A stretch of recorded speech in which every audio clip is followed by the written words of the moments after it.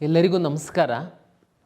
ನಾವು ಎರಡನೇ ಸುತ್ತಿನ ಫಲಿತಾಂಶವನ್ನು ಬಿಟ್ಟು ಅಡ್ಮಿಷನ್ ಶುರುವಾಗಿದೆ. ಕೆಲವು ಪೋಷಕರಿಗೆ, ವಿದ್ಯಾರ್ಥಿಗಳಿಗೆ ಕೆಲವು ವಿಚಾರಗಳಲ್ಲಿ ಗೊಂದಲ ಇದೆ ಅಂತೇಳಿ ನಮಗೆ ಕಾಲ್ ಸೆಂಟ್ರಿಗೆ ನಿರಂತರವಾಗಿ ಫೋನ್ ಕಾಲ್ ಬರ್ತಾಯಿದೆ.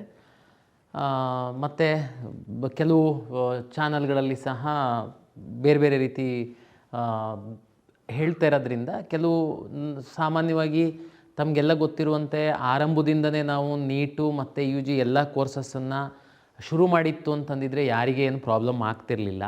ತಮಗೆಲ್ಲರಿಗೂ ಗೊತ್ತಿದೆ, ನೀಟ್ ರೀ ಎಕ್ಸಾಮ್ ಆಯಿತು, ಮೆಡಿಕಲ್ದು ಬೇರೆಯವ್ರು ಕೊಡುವಂಥದ್ದು, ಸೀಟ್ ಮ್ಯಾಟ್ರಿಕ್ಸ್ ಬೇರೆಯವರು, ತಮಗೆಲ್ಲ ಗೊತ್ತಿದೆ. ಇದು ಮತ್ತು ನಾನೇನು ಹೇಳೋದಕ್ಕೆ ಹೋಗಲ್ಲ.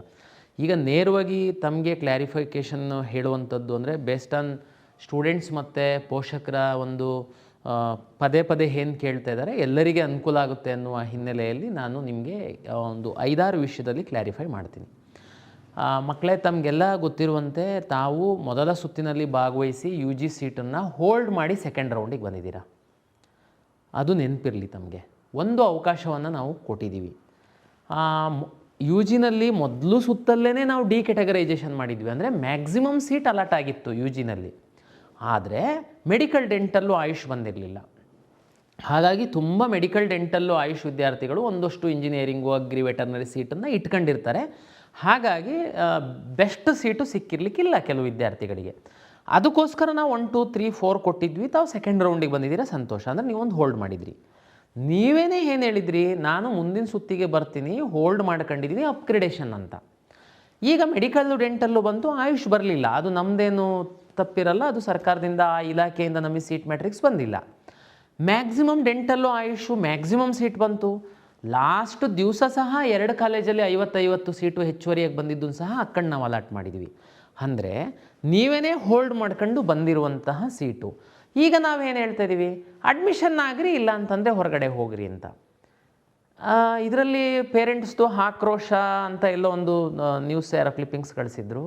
ಏನು ಹಿಂದೇನಾಗ್ತಿತ್ತು, 3ನೇ ಸುತ್ತಿನ ತನಕ ನಾವು ಇಂಜಿನಿಯರಿಂಗಿಗೆ ಅಪ್ಗ್ರೇಡ್ ಮಾಡ್ಕೊಂಡು ಹೋಗೋದಕ್ಕೆ ಕೊಟ್ಟಿದ್ವಿ. ಅಲ್ಲೇನಾಗ್ತಿತ್ತು, ಕೆಲವರು ಫಸ್ಟ್ ರೌಂಡ್ ಅಪ್ಗ್ರೇಡೇಷನ್, ಸೆಕೆಂಡ್ ರೌಂಡಲ್ಲಿ ಅಪ್ಗ್ರೇಡೇಷನ್, ಥರ್ಡ್ ರೌಂಡಲ್ಲಿ ಕೈ ಎತ್ತಿಬಿಡೋದು.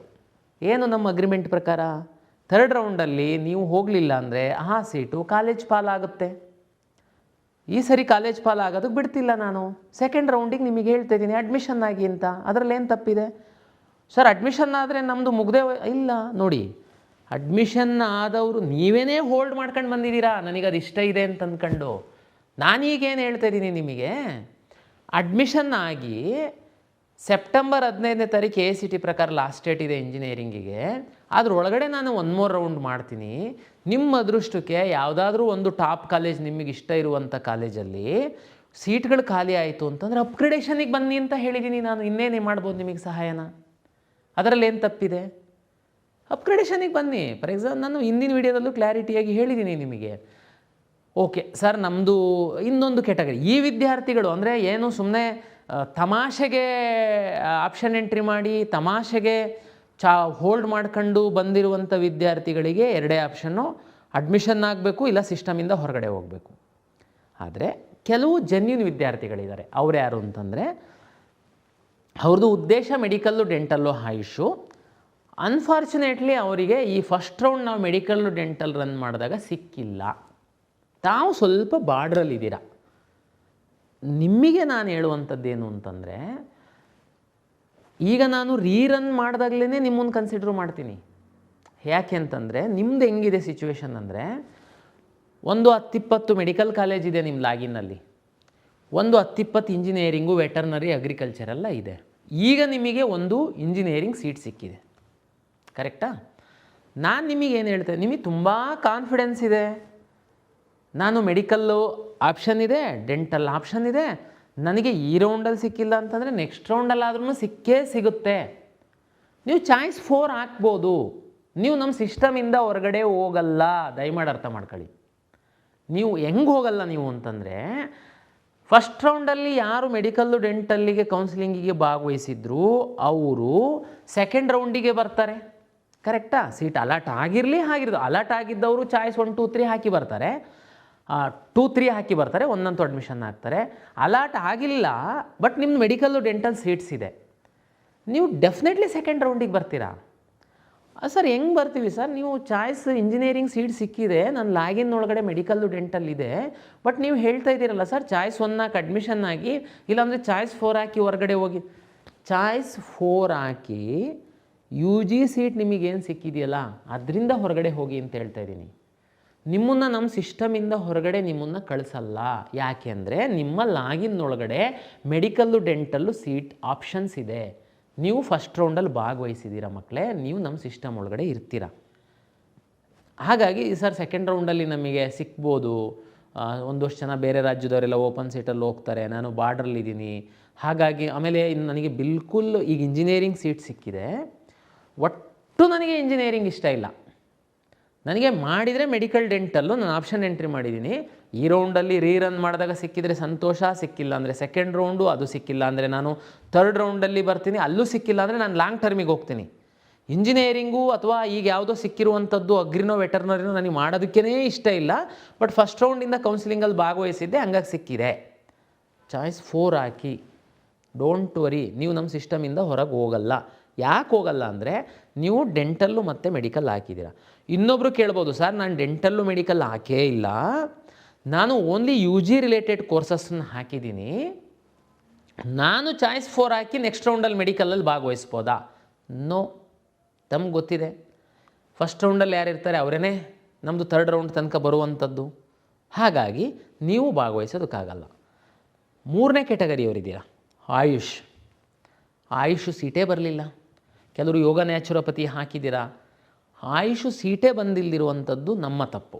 ಅಂದರೆ ನಿಮಗೆ ಆಫರ್ ಮಾಡಿಲ್ಲ ನಾವಿನ್ನು, ಅಂದರೆ ಸರ್ಕಾರ ನಮಗೆ ಕೊಟ್ಟಿಲ್ಲ, ಆಫರ್ ಮಾಡಿಲ್ಲ. ನಿಮಗೀಗ ಇಂಜಿನಿಯರಿಂಗ್ ಸೀಟ್ ಸಿಕ್ಕಿದೆ, ನಿಮಗೆ ಇಂಜಿನಿಯರಿಂಗು ಆಸೆ ಇದೆ, ಬಟ್ ಆದರೆ ಮೇಯ್ನ್ ನಿಮ್ಮ ಉದ್ದೇಶ ಆಯುಷ್ ಇದೆ. ಈಗ ಡೆಂಟಲ್ಲು ಮೆಡಿಕಲ್ ಹಾಕಿರೋರಂತೂ ಏನೂ ಪ್ರಾಬ್ಲಮ್ ಇಲ್ಲ, ನೀವು ಇಂಜಿನಿಯರಿಂಗ್ ಸಿಕ್ಕಿನೂ ನೀವು ಅಪ್ಗ್ರೇಡೇಷನಿಗೆ ಬರ್ಬೋದು. ಅಪ್ಗ್ರೇಡೇಷನ್ ನಿಮ್ದು ಆಲ್ರೆಡಿ ಇರುತ್ತೆ ನಮ್ಮ ಹತ್ರ. ಈಗ ಉದಾಹರಣೆಗೆ ಇಂಜಿನಿಯರಿಂಗು ಅಥವಾ ಅಗ್ರಿಕಲ್ಚರು ಅಥವಾ ವೆಟರ್ನರಿ ನಿಮಗೆ ಸಿಕ್ಕಿದೆ ಈ ರೌಂಡಲ್ಲಿ, ಮೆಡಿಕಲ್ಲಲ್ಲೂ ಎಲ್ಲೋ ಒಂದು ಕಡೆ ಇದ್ದೀರಾ, ನೀವು ಆಪ್ಷನ್ ಎಂಟ್ರಿ ಮಾಡಿದ್ದೀರಾ, ಬಟ್ ಸಿಗುತ್ತೆ ಅನ್ನೋ ಗ್ಯಾರಂಟಿ ಇಲ್ಲ. ನೀವು ಲಾಂಗ್ ಟರ್ಮಿಗೆ ಹೋಗೋರು ಏನಲ್ಲ, ಸಿಕ್ಕಿದ್ರೆ ಬರೋರು. ನೀವು ಹೋಗಿ ಅಡ್ಮಿಷನ್ ಆಗಿ ಕಾಲೇಜಲ್ಲಿ, ನೆಕ್ಸ್ಟು ಈ ರೌಂಡಲ್ಲಿ ರೀರನ್ ಮಾಡಿದಾಗಲೋ ನೆಕ್ಸ್ಟ್ ರೌಂಡಲ್ಲೋ ಮೆಡಿಕಲ್ ಸಿಕ್ಕಿದರೆ, ಮೆಡಿಕಲ್ ಸೀಟ್ ಸಿಕ್ಕಿದರೆ ನೀವು ಒಂದು ಲೈಕ್ ಅಪ್ಗ್ರೇಡೇಷನ್ ಥರನೇ ಅದು, ನೀವು ಬರ್ತೀರ, ನಿಮಗೆ ಏನು ಪ್ರಾಬ್ಲಮ್ ಇಲ್ಲ. ಇಂಜಿನಿಯರಿಂಗಿಗೆ ಸಂಬಂಧಪಟ್ಟಂತೆ ಒಂದು ಇದೇ ಸಂದರ್ಭದಲ್ಲಿ ನಿಮಗೆ ಕ್ಲಾರಿಫೈ ಮಾಡೋದಾದರೆ, ಒಂದು ಸ್ವಲ್ಪ ವಿಚಾರ ಮಾಡಿ ಪೇರೆಂಟ್ಸು. ಸೆಪ್ಟೆಂಬರ್ 14ನೇ ತಾರೀಕು last day for admission technical courses. Agri ವೆಟರ್ನರಿಗೆ ಅದು ಯೂನಿವರ್ಸಿಟಿಯವರು ಡಿಸಿಷನ್ ತಗೊಳ್ತಾರೆ, ಸ್ವಲ್ಪ ಎಕ್ಸ್ಟೆಂಡ್ ಮಾಡ್ಬೋದು. ಇದು ಮಾತ್ರ ಇಂಜಿನಿಯರಿಂಗಿಂದ ಎಕ್ಸ್ಟೆಂಡ್ ಆಗಲ್ಲ, ಯಾಕೆಂದರೆ ಅದು ಸುಪ್ರೀಂ ಕೋರ್ಟ್ ಆದೇಶದಂತೆ AICTE ಅವರು ತೀರ್ಮಾನ ಮಾಡಿದ್ದಾರೆ. ಈಗ ಇಂಜಿನಿಯರಿಂಗ್ ಸಿಕ್ಕಿದೆ ಸೀಟು, ನಿಮಗೆ ಮೆಡಿಕಲ್ಲು ಡೆಂಟಲ್ಲು ಸಿಗುತ್ತೋ ಇಲ್ವೋ ಗೊತ್ತಿಲ್ಲ.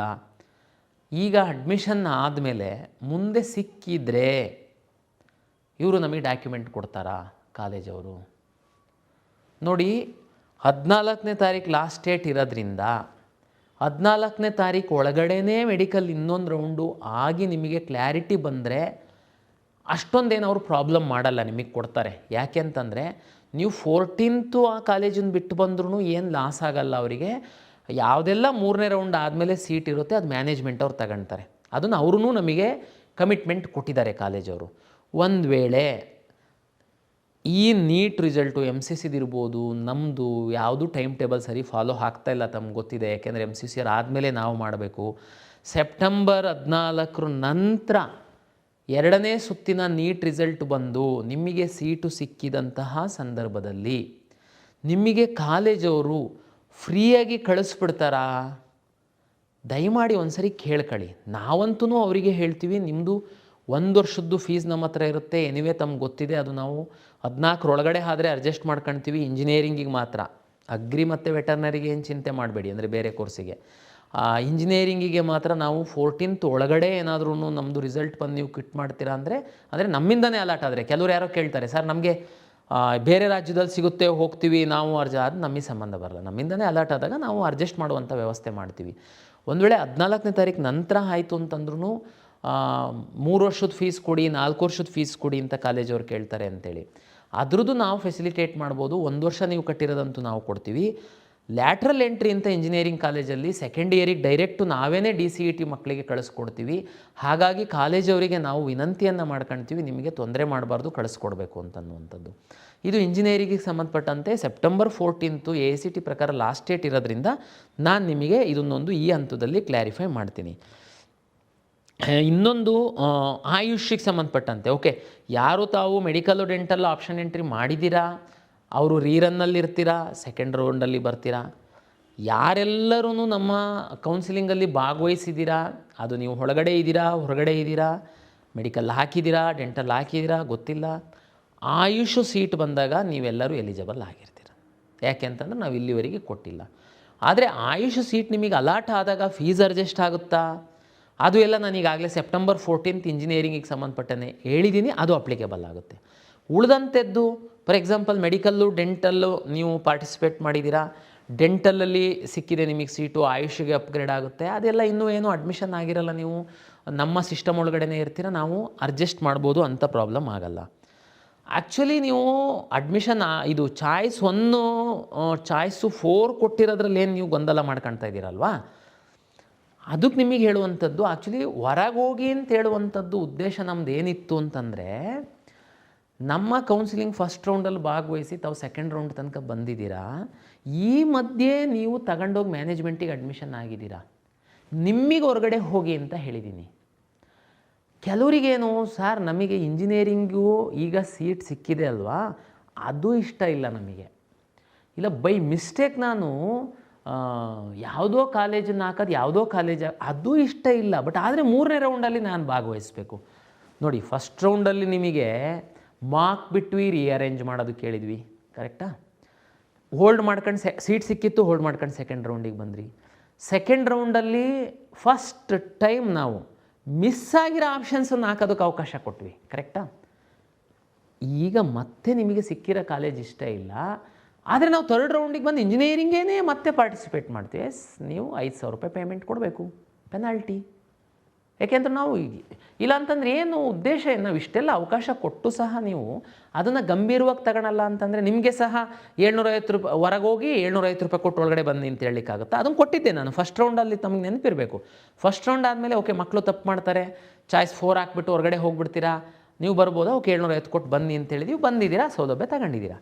ಬಟ್ ಈಗ ಫಸ್ಟ್ ರೌಂಡಲ್ಲಿ ಮಾಕಲ್ಲಿ ರೀಅರೇಂಜಿಗೆ ಕೊಟ್ಟು, ಫಸ್ಟ್ ರೌಂಡಲ್ಲಿ ಓಲ್ಡ್ ಮಾಡಿ ಸೆಕೆಂಡ್ ರೌಂಡಿಗೆ ಬಂದು, ಸೆಕೆಂಡ್ ರೌಂಡಲ್ಲಿ ಬಿಟ್ಟೋಗಿರೋ ಕಾಲೇಜಿಗೆ ನಿಮಗೆ ಅವಕಾಶ ಮಾಡಿ ಕೊಟ್ಟು, ಈಗ ಸಿಕ್ಕಿದ ಮೇಲೆ ಈ ಸಿಕ್ಕಿರೋದು ಇಷ್ಟ ಇಲ್ಲ, ನಾನು 3rd ರೌಂಡಿಗೆ ಬರ್ತೀನಿ, ಹಂಗಾಗಿ ನಾನು ಹೊರಗಡೆ ಹೋಗ್ತೀನಿ, ಒಳಗೆ ಬರ್ತೀನಿ. ಇಲ್ಲ, ಹೊರಗಡೆ ಹೋದವರು UG ಕೋರ್ಸಸ್ಸಿಗೆ ಸಂಬಂಧಪಟ್ಟಂತೆ ಹೊರಗಡೆನೆ.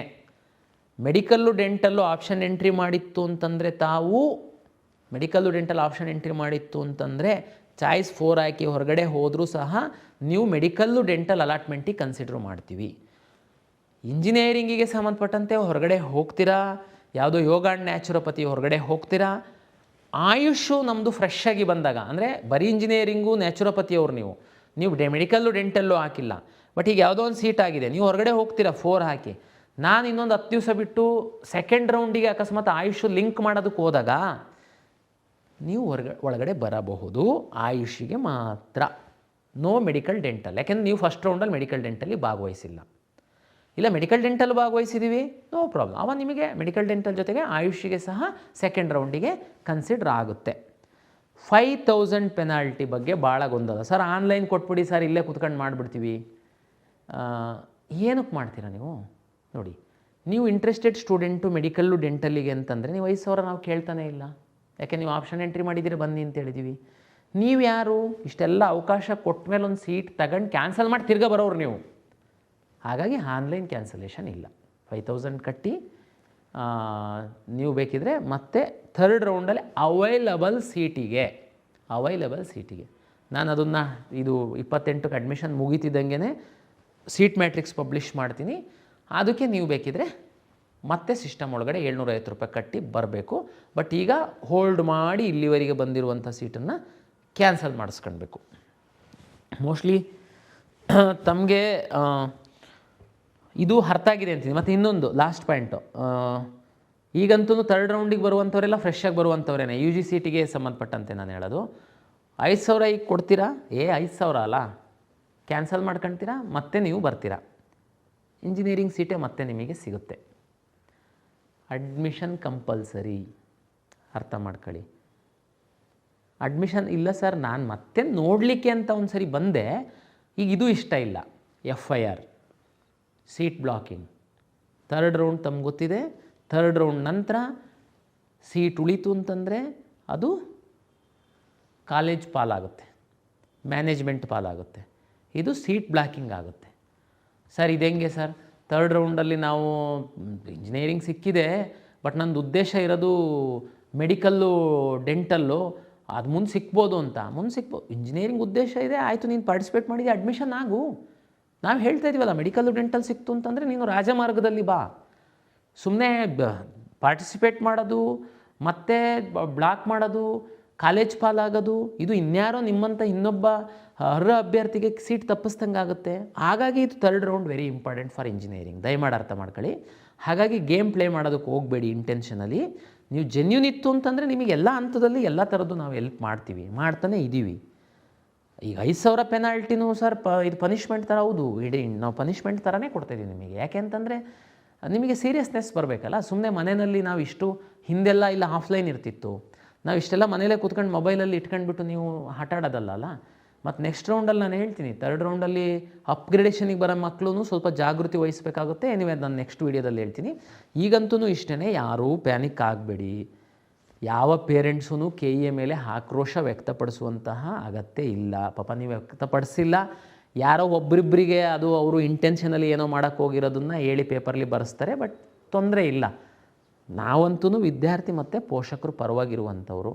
ಎಷ್ಟೆಷ್ಟು ಯಾವ್ಯಾವ ಹಂತದಲ್ಲಿ ಮಾಡಲಿಕ್ಕೆ ಆಗುತ್ತೆ ಅದನ್ನು ನಾವು ಮಾಡ್ತಾಯಿದ್ದೀವಿ. ಮೆಡಿಕಲ್ಲಿಗೆ ಸಂಬಂಧಪಟ್ಟಂತೆಯೂ ಆದಷ್ಟು ಇದೇ ರೌಂಡಲ್ಲಿ ಮಕ್ಕಳಿಗೆ ಅನುಕೂಲ ಆಗಲಿ. ಸುಮ್ಮನೆ ಬಾರ್ಡ್ರಲ್ಲಿರುವಂಥವ್ರು 28ನೇ ತಾರೀಕಿನ ತನಕ ಇದೆ, ದಯಮಾಡಿ ವೆಯ್ಟ್ ಮಾಡಿ. ಗಡಿಬಿಡಿನಲ್ಲಿ ಚಾಯ್ಸನ್ನು ಅಡ್ಮಿಷನ್ ಆಗೋಕ್ಕೆ ಹೋಗ್ಬೇಡಿ. ಬಾರ್ಡ್ರಲ್ಲಿರೋರು, ಬಾರ್ಡ್ರ್ ಅಂದರೆ ವೆಟರ್ನರಿ ಸಿಕ್ಕಿದೆ ನಿಮಗೆ, ನಾನು ಹೇಳಿದ್ದೀನಿ ಅಂತ ಅಡ್ಮಿಷನ್ ಆಗೋದು, ಬಟ್ ಮೆಡಿಕಲ್ಲು ರೀರನ್ ಮಾಡಿದಾಗ ಏನಾದರೂ ನಿಮಗೆ ಅವಕಾಶ ಬರ್ಬೋದೇನೋ, ವೆಯ್ಟ್ ಮಾಡಿ. ಯಾಕೆಂದರೆ ಇವತ್ತಿನ ಸಂಜೆ ತನಕ 26ನೇ ತಾರೀಕು ಸಂಜೆ ತನಕ ನಾವು ಫ್ರೀ ಎಕ್ಸಿಟ್ ಕೊಟ್ಟಿದ್ದೀವಿ. ಮೆಡಿಕಲ್ ಸಿಕ್ಕಿದವರು ದಯಮಾಡಿ ಫ್ರೀ ಎಕ್ಸಿಟ್ ಆಗಿ, MCCನಲ್ಲಿ ಸಿಕ್ಕಿ ಅಲ್ಲಿ ಹೋಗುವಂಥವ್ರು. ಯಾಕೆಂದರೆ ತಮ್ಗೆ ಗೊತ್ತು, ಈಗ ನಾನು ಫ್ರೀ ಎಕ್ಸಿಟ್ ಅಂದರೆ ಇದು ಆಲ್ಮೋಸ್ಟ್ ಅಲ್ಲಿ ನಮ್ಮದು ಫೈನಲ್ ರಿಸಲ್ಟ್ ಆದಮೇಲೆ ನಿಮಗೆ 4th ಕೊಟ್ಟಿದ್ದೀನಿ. ನೆಕ್ಸ್ಟು ತಮಗೇ ಗೊತ್ತಿದೆ, ನಾನು ರೀರನ್ ಮಾಡಿ ಮೆಡಿಕಲ್ ರಿಸಲ್ಟನ್ನು ಪಬ್ಲಿಷ್ ಮಾಡಿದಾಗ ಕೆಲವ್ರದ್ದು ಒಪಿನಿಯನ್ ಆ್ಯಕ್ಚುಲಿ, ಈಗ ನೀವು 4 ಕೊಟ್ಟಿರೋದ್ರಿಂದ ಮತ್ತೊಂದು 4 ಕೊಡೋ ಅಗತ್ಯ ಇಲ್ಲ ಅಂತ, 1, 2, 3 ಚಾಯ್ಸ್ ಕೊಟ್ಟರೆ ಸಾಕು ಅಂತ. ಹಾಗಾಗಿ ಈಗ ಅದಕ್ಕೇ 4 ಕೊಟ್ಟಿದ್ದೀನಿ. ತಮಗೆ ಒತ್ತಾಯ ಇಲ್ಲ.